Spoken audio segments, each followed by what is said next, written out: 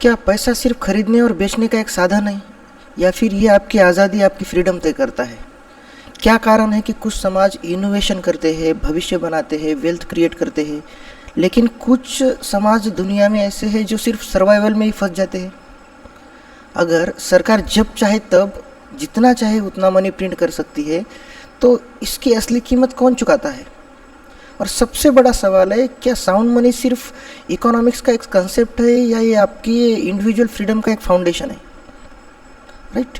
तो आज हम बिटकॉइन स्टैंडर्ड के 7 चैप्टर पे बात करेंगे और थोड़ा डीप डाइव करेंगे, उसको थोड़ा बारीकी से इसका एक्सप्लेनेशन देखेंगे, उसको थोड़ा नज़दीकी से देखने का प्रयास करेंगे, और जितना ये कंसेप्ट कोर है उतना ही वो ये डीप भी है। सो इसको बहुत ही बारीकी से हम देखने का प्रयास करेंगे। ओके, तो ये सिर्फ क्या फाइनेंस की डिस्कशन नहीं है, ये सिविलाइजेशन, फ्रीडम, मोरालिटी, क्रिएटिविटी की एक और ह्यूमन बिहेवियर की एक कहानी है, समझो। राइट। तो अब हम शुरू करते हैं चैप्टर को। चलो, तो साउंड मनी क्या है? तो ऑथर इस बुक में बताता है कि यार साउंड मनी वो है जो मनी आसानी से क्रिएट नहीं किया जा सकता और उसको प्रिंट नहीं किया जा सकता, उसको आसानी से उसका सप्लाई बढ़ाया नहीं जा सकता, उसका सप्लाई लिमिटेड होना चाहिए, उसे ही साउंड मनी कहा जाता है। जिसका कोई रूलर नहीं हो, जो किसी पॉलिटिकल पार्टी या पॉलिटिकल व्यक्ति से कुछ जुड़ा नहीं हो। राइट। तो सेंट्रल बैंक उसको आसानी से प्रिंट ना कर सके, उसे साउंड मनी कहते हैं। जैसे पहले दुनिया में साउंड मनी था गोल्ड, लेकिन आज गोल्ड और बिटकॉइन छोड़ के दूसरा कोई साउंड मनी इस दुनिया में एग्जिस्ट नहीं करता है। और अनसाउंड मनी कौन सा है? फिएट करेंसीज, जो हम 500,000 के जो नोट यूज़ करते हैं उसे फिएट मनी कहते हैं, क्योंकि फिएट मनी की सप्लाई आसानी से बढ़ाई जा सकती है, इसीलिए उसको अनसाउंड मनी कहा जाता है। ओके, समझो अगर आपके पास गोल्ड है तो गोल्ड को नया प्रोड्यूस करना डिफ़िकल्ट है, कॉस्टली है, टाइम भी बहुत लगता है उसको माइन करने में। लेकिन फिएट करेंसी रातों रात बढ़ सकती है। एक गवर्नमेंट का अप्रूवल और सेंट्रल बैंक की परमिशन मिल गई तो गवर्नमेंट मनी का सप्लाई कितना भी बढ़ सकता है, और वो आपकी सेविंग को डाइल्यूट करता है। ओके, तो अब हम देखेंगे यार हार्ड मनी और इजी मनी में क्या फ़र्क है। हार्ड मनी हमेशा सोसाइटी तभी ग्रो करती है जब सोसाइटी डायरेक्टली कौन सा money as a payment use करती है, as a store of value use करती है, as a medium of exchange use करती है। राइट। तो हार्ड मनी का ये कंसेप्ट है कि हार्ड मनी को प्रोड्यूस करना डिफ़िकल्ट होता है, वो स्केर्स होता है, उसका सप्लाई स्टेबल होता है, और लॉन्ग टर्म के लिए लोग सोचते हैं साउंड मनी में, जैसे कि बिटकॉइन, गोल्ड। और इजी या अनसाउंड मनी यानी कि उसका सप्लाई इजीली एक्सपांड किया जा सकता है, और वो पॉलिटिकली उसमें हेरफेर किया जा सकता है, यानी कि कोई भी राजनेता का डिसीजन उसको डाइल्यूट कर सकता है, और वो इन्फ्लेशनरी भी होता है, यानी कि महंगाई उसमें ऑटोमेटिकली इंसर्टेड होती है। ओके, तो इससे क्या होता है, लोग शॉर्ट टर्म बिहेवियर के लिए प्रमोट होते हैं, शॉर्ट टर्म बिहेवियर के लिए इंकरेज होते हैं लोग। राइट। इसका अगर एग्जांपल देखना हो तो हम देख सकते हैं कि फिएट करेंसीज। राइट। इससे पहले के चैप्टर में भी हमने एक बात देखी, टाइम प्रेफरेंस। 2 तरह के लोग होते हैं, एक होता है लो टाइम प्रेफरेंस, दूसरा होता है हाई टाइम प्रेफरेंस। तो ये ऑस्ट्रियन इकोनॉमिक्स का एक कोर आइडिया है, एक मेजर कंसेप्ट है। कौन सा? कि लो टाइम प्रेफरेंस वाले लोग हमेशा लॉन्ग टर्म थिंकिंग रखते हैं, और हाई टाइम प्रेफरेंस वाले लोग हमेशा शॉर्ट टर्म थिंकिंग रखते हैं और इंस्टेंट कंजम्पशन या ग्रेटिफिकेशन को वो मानते हैं। साउंड मनी ह्यूमन के बिहेवियर को भी बदलता है।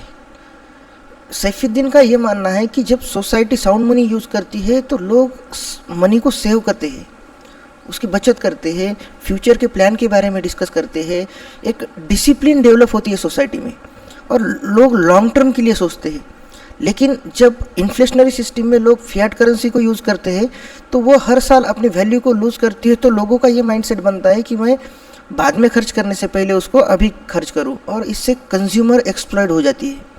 और इसीलिए गोल्ड स्टैंडर्ड के वक्त दुनिया स्टेबल थी, दुनिया में एक डिसिप्लिन थी, लोग फ्यूचर ओरिएंटेड थे, क्योंकि लोगों को पता था कि उनकी सेविंग समय के साथ कम नहीं होगी, वो एक तो स्टेबल रहेगी नहीं तो बढ़ेगी। और इसीलिए लोग लॉन्ग टर्म के लिए सोचते थे, लोग बचत करते थे, इससे कैपिटल एक्यूमुलेट होता था, और बिजनेस लॉन्ग टर्म के लिए सोचते थे। जब सोसाइटी लॉन्ग टर्म के लिए सोचती है तो जो आज इंडस्ट्रियल रिवॉल्यूशन हुआ है इस दुनिया में, वो क्या रातों रात नहीं हुआ है, राइट? वो लॉन्ग टर्म सोच से ही आज ये बना है। ये रेलवे की पटरियाँ या ब्रिजेस, बड़े बड़े टनल्स, इतने बड़ी बड़ी बिल्डिंगें, ये क्या एक रात में खड़ी होती है क्या? नहीं। तो इसको over the time future oriented सोच के सेविंग करनी पड़ती है, तब ये होते हैं, राइट? तो अगर लोग साउंड मनी को यूज़ करते हैं सोसाइटी में, तो लोग कैपिटल को अकोमोडेट करते हैं, सेविंग को बढ़ावा देते हैं, इन्वेस्टमेंट करते हैं, और यही लो टाइम प्रेफरेंस वाले लोग सोसाइटी को बिल्ड करने में सबसे बड़ा योगदान देते हैं, राइट? तो ये तब पॉसिबल है जब लोग फ्यूचर के लिए थोड़ा आज सैक्रिफाइस करें, कैपिटल को सेव करें और प्रोडक्टिव इन्वेस्टमेंट को बढ़ावा दें, तभी ये पॉसिबल है। तो ऑस्ट्रियन इकोनॉमिक्स का मेन आइडिया ही यही है कि जो ग्रेटेस्ट अर्थशास्त्री थे इकोनॉमिस्ट, हाइक और माइज, इन्होंने एक कंसेप्ट एक्सप्लेन किया कि जब आर्टिफिशियली चीप मनी को अगर इकोनॉमी में उसका सप्लाई बढ़ाया जाता है तो वो इकोनॉमी को डिस्टॉर्ट करता है। और ये आर्टिफिशियली यानी कि कृत्रिम रीति से अगर इसके रेट कम, इंटरेस्ट रेट अगर कम रख दिए, तो जब बैंक्स मनी को प्रिंट करते हैं, इंटरेस्ट रेट आर्टिफिशियली लो रखते हैं, तो इकोनॉमी में एक गलत सिग्नल जाता है कि यार लोगों के पास बहुत सेविंग है और इन्वेस्टमेंट सेफ है, लेकिन रियलिटी में एक्चुअल सेविंग एग्जिस्ट ही नहीं करती। तो रिजल्ट क्या आता है? पहले वो सेक्टर बूम होता है और बाद में फट जाता है। और इसका अगर हमें एग्जाम्पल देखना हो तो हम आगे जाके उसका एग्जाम्पल देखेंगे। उससे पहले ये देखेंगे हम यार ये बूम और बस्ट साइकिल क्या होती है, यानी कि हवा और उसके बाद फट जाना, बुग्गारी की तरह, राइट? तो ऑस्ट्रियन इकोनॉमिक्स का एक साइकिल है। तो वो बोलते हैं कि यार इजी मनी हमेशा बबल्स को क्रिएट करता है, राइट? स्पेकुलेशन को बढ़ावा देता है, और इन्वेस्टमेंट ये गलत तरीके से इन्वेस्टमेंट को एक सिग्नल देता है, उसे मैल इन्वेस्टमेंट भी कह सकते हैं हम। तो फिर इवेंचुअली कैश, रिसेशन, अनएम्प्लॉयमेंट, यानी कि आर्थिक मंदी आती है, उससे बेरोजगारी के रेट भी बढ़ते हैं। तो ये जो सोसाइटी में होता है, ये किसकी वजह से होता है? एक आर्टिफिशियली आप मनी सप्लाई को बढ़ाते हैं तब। अगर इसका एग्जाम्पल देखना हो तो हम 2008 की आर्थिक मंदी का एग्जाम्पल देख सकते हैं। उसे 2008 रिसेशन भी बोलते हैं। उसमें क्या हुआ था कि गवर्नमेंट ने एक्स्ट्रा मनी प्रिंट करके बैंकों के ज़रिए चीप क्रेडिट को बढ़ावा दिया था, यानी कि लोगों को चीप क्रेडिट प्रोवाइड किया था, और लोगों को बोले कि एक्सेसिव बोरोविंग करो, आप एक्सेसिव कर्जा लो। और लोगों ने ये करके लिया, और उसके बाद हाउसिंग बबल आ गया, और वो एक दिन फटना ही था, और जिस दिन फट गया तब रिसेशन आया था। ओके, जब मनी चीप हो जाता है ना, तो रिस्की बिहेवियर भी बढ़ जाता है। फिएट मनी कंज्यूमर कल्चर को बढ़ावा देता है। ये कैसे हम जानेंगे कि ये देखो, ये थोड़ा कॉन्ट्रोवर्शियल है लेकिन इम्पोर्टेंट है आर्गूमेंट ये, कि मॉडर्न सिस्टम में क्या होता है कि अभी ये जो मॉडर्न फिएट सिस्टम है अभी जो चल रही है दुनिया में, सारे देशों में यही चल रही है, फिएट करेंसीज। ओके, क्योंकि वो एक सेंट्रल बैंक होता है और सरकार के द्वारा उसको कंट्रोल किया जाता है। तो ये फिएट करेंसी में सेविंग कल्चर डिस्ट्रॉय हो जाता है, राइट? और लोग इंस्टेंट ग्रेटिफिकेशन को बढ़ावा देते हैं, और डेप्ट कल्चर को, यानी कि कर्जे के कल्चर को वो लोग एक तरह से क्रिएट करते हैं। तो आज सोसाइटी में जो है, आप देखते हो EMI culture, credit card dependency, बहुत लोगों की आज भी सोसाइटी में क्रेडिट कार्ड डिपेंडेंसी बहुत है।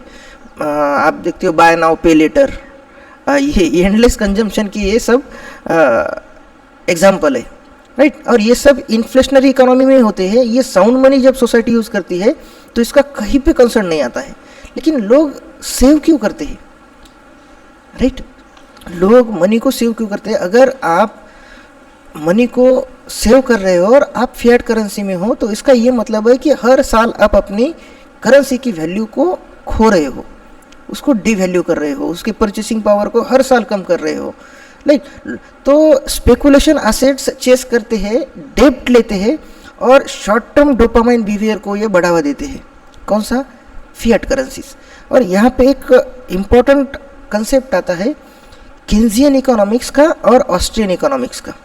मैंने पहले भी कहा है, और इस पर हम सेपरेट भी वीडियो बनाएंगे, थोड़ा लंबा वीडियो होगा वो 20-25 मिनट का, लेकिन थोड़ा उसको शॉर्ट में जानने का प्रयास करेंगे कि ये केन्जियन इकोनॉमिक्स मायनार्ड की थ्योरी है, मायनार्ड केनीज की।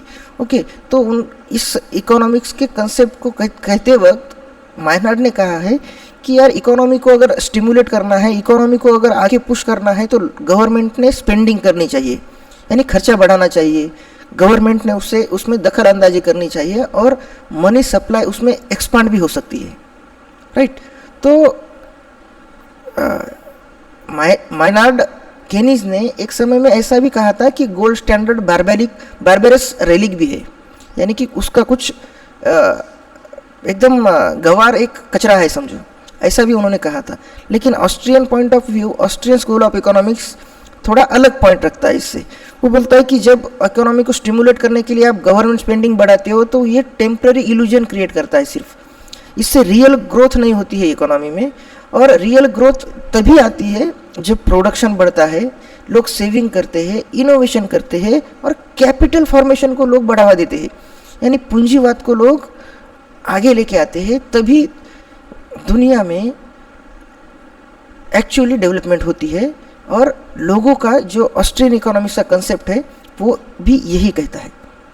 ओके, तो हम इसके आगे देखेंगे यार, ये जो Austrian school of economics and Keynesian school of economics को देखने के बाद हम एक बात करते हैं कि आज हम देखते हैं सोसाइटी में कि गवर्नमेंट हर बजट में एवरी बजट जो हर साल होता है उसमें बोलते हैं कि इतने परसेंट, इतने इनकम के ऊपर आपको टैक्स है, इतने इनकम को ऊपर, इनके ऊपर इतना टैक्स है, राइट। ये जब गवर्नमेंट डिक्लेयर करती है तो ये है डायरेक्ट टैक्स, राइट। ओके, और हम जो वस्तुएं और सेवाओं पे देते हैं वो है इनडायरेक्ट टैक्स। और एक टैक्स आता है, उसे हम कह सकते हैं हिडन टैक्स, और इसकी कोई नहीं बात करता है, इसकी कोई नहीं बात करता है। आपने कभी देखा है अपोजिशन पार्टी कभी इस पे बात करती है? कोई नहीं करता है। सबको लगता है कि हमारी सत्ता आने के बाद भी यही चलना है, क्योंकि पावर गवर्नमेंट के हाथ में रहनी चाहिए। ओके, तो यहाँ पे हम ये डिस्कस करते हैं कि तीसरा टैक्स कौन सा है, उसे हम हिडन टैक्स भी कह सकते हैं, यानी कि छुपा हुआ एक टैक्स। वो कैसे? समझो आपके पास 1 लाख रुपए है, ओके, और आप अपने जेब में रख के उसको घूम रहे हो, और आपके इकोनॉमी में, आपके सोसाइटी में, आपके कंट्री में 10% इन्फ्लेशन है, यानी कि 10% महंगाई रेट है। तो आपके जेब में जो 1 लाख रुपीज़ है वो अगले साल उसकी वैल्यू कितनी रहेगी? 90,000 रुपीज़, 90,000। क्यों? वो दिखने को तो 1 ही लाख है, लेकिन उसका 10% महंगाई रेट होने से उसकी वैल्यू अगले साल 90,000 हो जाती है, राइट। तो ये 10% हिडन टैक्स ही है ना। Are you getting? ये तो एक प्रकार का हिडन टैक्स ही है। जब आपके जेब में के मनी को गवर्नमेंट डाइल्यूट कर सकती है तो ये एक टैक्स ही है। और आपके मनी की परचेसिंग पावर अगर हर साल 10% कम हो रही है तो इसे हम एक टैक्स ही कह सकते हैं। और एक यहाँ पे कंसेप्ट आता है कैंटिलन इफेक्ट। ओके, रिचर्ड कैंटिलन बोल के एक इकोनॉमिस्ट थे, तो उन्होंने यही कहा है कि यार जब गवर्नमेंट या सेंट्रल बैंक सोसाइटी में मनी को क्रिएट करते हैं, एक्स्ट्रा मनी को प्रिंट करते हैं, आर्टिफिशियली सप्लाई को बढ़ावा देते हैं, तो इससे सभी लोगों को इक्वली बेनिफिट नहीं होता है। सभी लोगों को एक तरह से ही बेनिफिट नहीं होता है, एक तरह से इसका फ़ायदा नहीं मिलता है। वो कैसे जानेंगे? कि ये ऑथर का कहना, कैंटिलियन का कहना है कि जब मनी क्रिएशन होता है तो जो मनी क्रिएशन के सोर्स के जो करीब लोग हैं, यानी कि कॉरपोरेट, बड़े बड़े कॉरपोरेट, नेशनलाइज बैंक्स, गवर्नमेंट्स, ये सबसे पहले उस मनी को यूज़ करते हैं, और जब तक वो मनी कॉमन मैन की तरफ आता है तब तक उसने बहुत सारी वैल्यू को लूज़ किया होता है। साउंड मनी ह्यूमन की मॉरल बिहेवियर को भी बदल देता है, यानी कि साउंड मनी सिर्फ एक इकोनॉमिक्स की सिस्टम नहीं है, ये मॉरल बिहेवियर को भी हमारी इन्फ्लुएंस करता है। क्योंकि जब लोग फ्यूचर ओरिएंटेड होते हैं तो लोग पेशेंस को बिल्ड करते हैं, डिसिप्लिन को देखते हैं, एक फ्यूचर के लिए लोग प्लानिंग करते हैं, और इससे क्या होता है, फैमिली में स्टेबिलिटी बढ़ती है। ये कब होता है? जब सोसाइटी साउंड मनी यूज़ करती है। और इन्फ्लेशनरी सिस्टम में, अनसाउंड मनी में अनसर्टनिटी बढ़ जाती है सोसाइटी में, और लोग शॉर्ट टर्म माइंडसेट के लिए इनकरेज करते हैं। और यही फ़र्क है साउंड मनी में और अनसाउंड मनी में। इससे पहले भी हमने देखा है रोमन एम्पायर में, प्रिमिटिव मनी के चैप्टर में, कि रोमन एम्पायर में अलग अलग किंगों ने वहाँ पे अपने कॉइन, अपने सिक्कों में से सोने का प्रोपोर्शन कम कर दिया, तो सोसाइटी में विश्वास टूट गया, और इससे क्या हुआ, इकोनॉमी में इंस्टेबिलिटी आई और सोशल डीके हुआ इससे, और यही होता है हमेशा, राइट। तो अगर इसके बाद हमें अगर इन्फ्लेशनरी सिस्टम का एग्जांपल देखना है तो हम वेमर जर्मनी का देख सकते हैं। आप गूगल सर्च कर सकते हो वेमर जर्मनी। जब पहले विश्व युद्ध के बाद 1920 में जर्मनी में हाइपर इन्फ्लेशन आई, और इतनी इन्फ्लेशन आई कि लोग जब ब्रेड को खरीदने जा रहे थे तो हर घंटे उनके ब्रेड की वैल्यू बदलती जा रही थी, हर घंटे। आप सोचो, एवरी हावर, 1 घंटा हो गया तो उसकी वैल्यू अलग, 1 घंटा हो गया तो उसकी वैल्यू अलग। इतना इन्फ्लेशन जर्मनी में उस वक्त हुआ था, और उस इन्फ्लेशन की वजह से उस सोसाइटी में से सेविंग्स वाइप्स आउट हो गए और मिडिल क्लास कंप्लीटली डिस्ट्रॉय होने को आए थे। और फियाट मनी अभी उसका एक सबसे आसान और सबसे समझने वाला एक एग्जाम्पल है। और इसीलिए साउंड मनी आपकी स्वतंत्रता को भी बढ़ावा देता है, राइट। ये कैसे, अभी देखो, मनी कंट्रोल्स फ्रीडम, ये तो क्लियर है। अगर गवर्नमेंट आपकी सेविंग को डाइल्यूट कर सकती है, आपकी परचेसिंग पावर को कम कर सकती है, और आर्बिट्री की तरह अपनी करेंसी की सप्लाई को अगर बढ़ा सकती है, तो इसका क्या मतलब है? इसका ये मतलब है कि आपकी इकोनॉमिक फ्रीडम लिमिटेड है, राइट।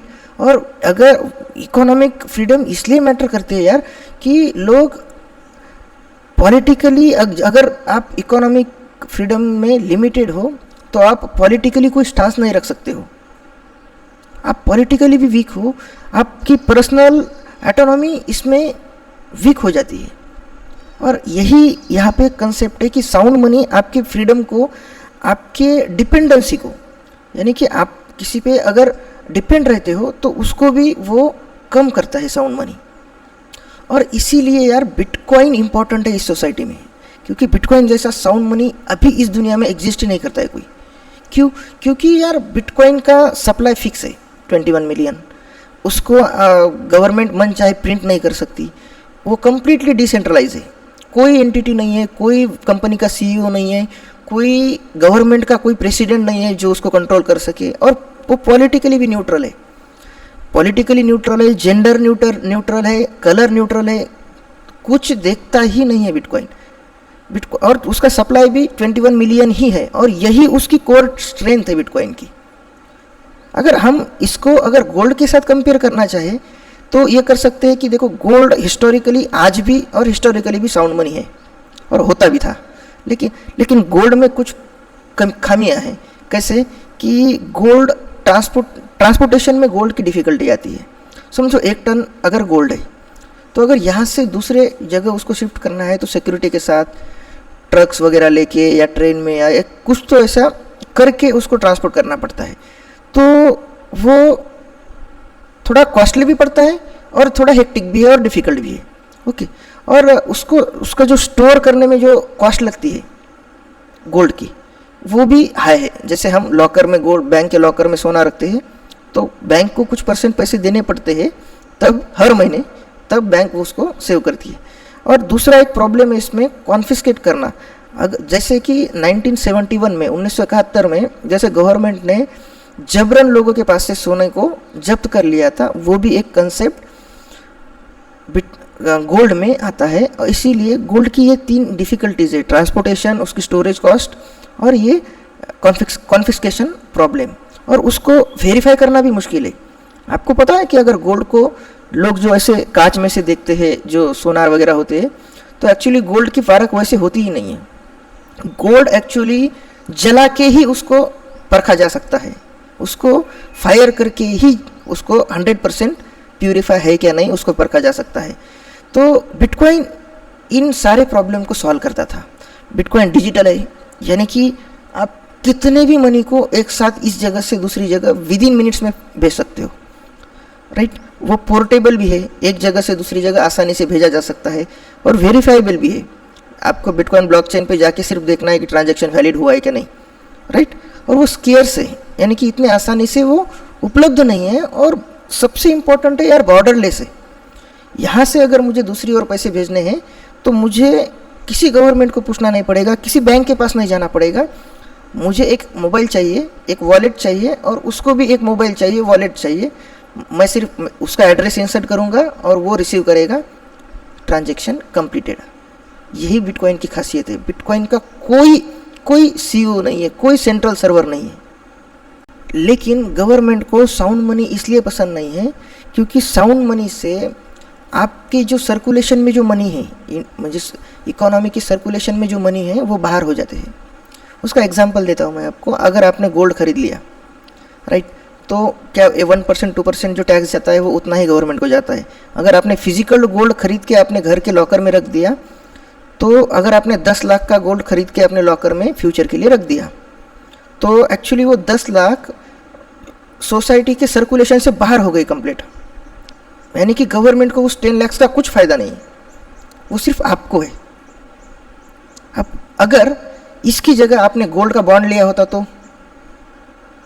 तो गवर्नमेंट में वो 10 लाख रुपये सर्कुलेशन में होते और उसको इकोनॉमी में फिर से मनी क्रिएशन में उसकी हेल्प होती। तो सोसाइटी में फिएट करेंसी फिर सर्वाइव क्यों कर रही है? उसके कुछ रीजंस है यार। गवर्नमेंट के लिए ये सबसे बेनिफिशियल है। गवर्नमेंट सबसे जो फ़ायदेमंद गवर्नमेंट के लिए है वो फिएट सिस्टम है, क्योंकि उनके पास कंट्रोल है। तो इससे क्या होता है, डेप्ट बेस्ड इकोनॉमी, यानी कि कर्जे पे जो कर्जे के आधार पे जो टिकी वाली होती है उस इकोनॉमी में ये बढ़ावा देते हैं। कौन सा? फिएट करेंसी या फिएट मनी। ओके। और पॉलिटिकली जो डिसीजन होते हैं, उनके जो इंसेंटिव होते हैं वो शॉर्ट टर्म के लिए होते हैं। वो कैसे? अगर आप इलेक्शन लड़ रहे हो तो आपको कुछ तो लोगों को आमिष देना होगा कि यार हम ये कर रहे हैं, हम गैस को फ्री कर रहे हैं, हम इलेक्ट्रिसिटी बिल को फ्री कर रहे हैं, हम आपके इनकम टैक्स को कम करेंगे, हम ये करेंगे वो करेंगे। ये तो वादे इलेक्शन में करने पड़ते हैं, तभी तो लोग वोट देते हैं। और इसमें सोसाइटी का भी बहुत रोल है। सोसाइटी भी फ्री कल्चर को जब बढ़ावा देती है ना, तो वो शॉर्ट टर्म के लिए बहुत अच्छा लगता है, लेकिन लॉन्ग टर्म के लिए वो बहुत ज़्यादा प्रॉब्लमेटिक होता है। जब पॉलिटिकल लोग लॉन्ग टर्म के लिए सोचते हैं, सोचने से ज़्यादा वो शॉर्ट टर्म के लिए सोचते हैं, क्योंकि उनको इलेक्शन जीतने होते हैं। और ये क्या होता है, ये स्टिमुलस प्रेफर करते हैं, यानी कि अभी चीज़ों को बढ़ावा देते हैं, बाद में का देखा जाएगा। और इसीलिए मॉडर्न इकोनॉमी हेवीली डेप्ट ड्रिवन है, क्योंकि ये कर्जे पे ही चलती है। अब आप ये बोलेंगे कर्जे पे कैसे चलती है? कि गवर्नमेंट लोगों को कर्जा लेने के लिए एनकरेज करती है। ओके। और वो डेफिसिट को रन भी करती है। तो इससे क्या होता है, इन्फ्लेशन आता है डेब्ट को डाइल्यूट करने से। और अगर ये डाइल्यूट करने से इन्फ्लेशन आएगा तो उसमें सबसे ज़्यादा सफ़र कौन होंगे? सेवर्स। और बेनिफिट किसको मिलेगा? कर्जदार को। यही होता है सोसाइटी में। इसीलिए फिएट करेंसी में डेब्ट इकोनॉमी कर्जे पे ही ज़्यादा चलती है। और यही वजह है कि आज दुनिया का जो कर्जा है, आपने अभी न्यूज़ देखी होगी ये 2-4 दिन पहले। आज मैं ये वीडियो रिकॉर्ड कर रहा हूँ 9 मई को, तो आपने एक 4 दिन पहले न्यूज़ देखी होगी कि दुनिया का कर्जा 350 ट्रिलियन के ऊपर चला गया है। अब आप सोच सकते हो कि यही फिएट करेंसी पे सारे लोग, सारी सोसाइटी कर्जे पे चल रही है, राइट। जब सेविंग सोसाइटी में अगर ख़त्म हो जाती है, डिस्ट्रॉय हो जाती है, तो लोगों में वेल्थ में इनइक्वालिटी बढ़ती है।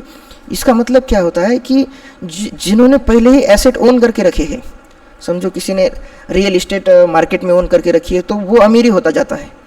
और जो क्या बोलते हैं, इनकम को जनरेट करने वाले लोग होते हैं, जॉब करने वाले लोग होते हैं, सेव करने वाले लोग होते हैं, वो अर्निंग में बहुत ही पीछे पड़ जाते हैं। ओके। और इससे क्या होता है कि हाउसिंग यानी कि घर को ख़रीदना अफोर्डेबल नहीं होता है, यानी कि वो परतल नहीं खाता है। इन्वेस्टमेंट नेसेसरी बन जाती है इससे, और सेविंग अलोन कुछ नहीं कर पाती है, राइट। तो यही होता है जब सोसाइटी में सेविंग डिस्ट्रॉय होती है। और इसी स्पेकुलेशन से सोसाइटी में सेविंग कल्चर ख़त्म हो जाता है। और जो लोग वैसे उसके बाद भी सेविंग करते हैं, तो वो स्टॉक्स, रियल इस्टेट और रिस्की एसेट में अपने पैसे को इन्वेस्ट करते हैं। और इससे उनकी रिस्क नॉर्मल रिस्क से भी ज़्यादा बढ़ जाती है।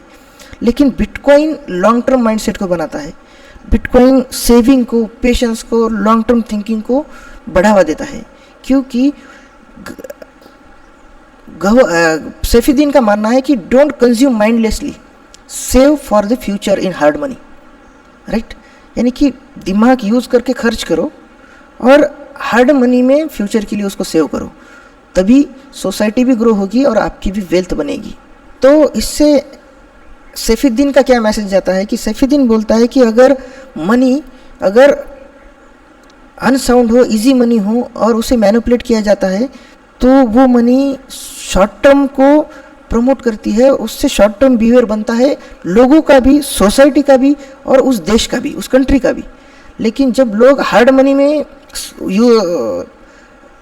खुद को ढाल लेते हैं तो हार्ड मनी स्केर्स होता है, तो इससे सोसाइटी फ्यूचर ओरिएंटेड बनती है और इसी से डेवलपमेंट भी होती है। और ये सिर्फ क्या मैं जो बात कर रहा हूँ ये बिटकॉइन की कोई प्रेज नहीं है, राइट। ये फंडामेंटली ह्यूमन कल्चर का एक डिस्कशन है, समझो मैं और आप कर रहे हो, राइट। तो मुझे आप एक बात बताओ यार, फ्यूचर बिल्ड करेगा या इंस्टेंट आप कंजम्पशन को बढ़ावा दोगे? क्या सिविलाइजेशन सेविंग और प्रोडक्शन पे बनेगी या डेप्ट या कंजम्पशन पे टिकी रहेगी? आप बताओ। और क्या डेप्ट और कंजम्पशन पे अगर इकोनॉमी टिकी है तो क्या आप इकोनॉमिकली फ्री हो? मनी इट सिर्फ पॉलिटिकली अगर कंट्रोल है तो आप इकोनॉमिकली फ्री हो? नहीं, ये पॉसिबल ही नहीं है।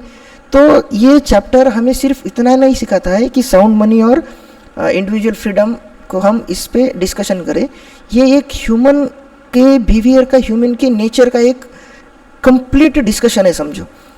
मनी इंसान के बिहेवियर को बदलता है, स्वभाव को बदल देता है, बिहेवियर सोसाइटी को बदलता है और सोसाइटी सिविलाइजेशन बनाती है, सोसाइटी संस्कृति बनाती है। और इसीलिए सैफुद्दीन यही कहते हैं कि साउंड मनी, लो टाइम प्रेफरेंस के लोग साउंड मनी को प्रेफर करते हैं और लो टाइम से लोग सेविंग करते हैं। सेविंग से कैपिटल फॉर्मेशन होता है और कैपिटल फॉर्मेशन से सिविलाइजेशन बनती है। और इसी की वजह से बिटकॉइन एक डिजिटल एसेट नहीं है, बिटकॉइन एक मॉनिटरी रिवॉल्यूशन है, एक ऐसा रिवॉल्यूशन, एक ऐसी क्रांति है दुनिया में लाई वाली सैतोशी नाकामोतो ने, जिसको आज तक कोई चैलेंज नहीं कर पाया है। माइंड ब्लोइंग टेक्नोलॉजी है, हम आगे आगे जाके उसको बहुत डिटेल में कवर करेंगे कि वो है क्या। लेकिन शायद सच में बिटकॉइन, आप मुझे बताओ यार, क्या सच में बिटकॉइन आगे जाके साउंड मनी बन सकता है, हार्ड मनी बन सकता है? इस पे एक डिकेड तक, पिछले डिकेड भी चर्चा चली और अगले डिकेड भी चर्चा चलेगी, और बिटकॉइन ने हर बार खुद को प्रूव किया है, राइट। तो ये था साउंड मनी और इंडिविजुअल फ्रीडम का चैप्टर। इसमें हमने साउंड मनी देखा और उसमें इंडिविजुअल फ्रीडम कैसा होता है, यानी कि आप खुद सरकार पे रिलाई ना होके आप खुद के मनी को खुद कैसे कंट्रोल कर सकते हो। इसे एक्चुअली सेल्फ कस्टडी भी कहते हैं, राइट। तो आप मुझे बताना कि ये चैप्टर कैसा लगा आपको, कि हो सकता है थोड़ा बोलने में मेरा फ्लो फास्ट हो या स्लो हो, लेकिन जो मैसेज मैं देना चाहता हूँ, जो मैं चीज़ें को कवर करना चाहता हूँ, तो मुझे लगता है कि ऑलमोस्टली मैंने उसको कवर कर लिया है। वीडियो थोड़ा लंबा है, कोई प्रॉब्लम नहीं, व्यूज़ के लिए हम नहीं करते हैं, हम नॉलेज ट्रांसफ़र के लिए ये काम कर रहे हैं और ये करते रहेंगे। चलो मिलते हैं नेक्स्ट वीडियो में, तब तक के लिए बाय।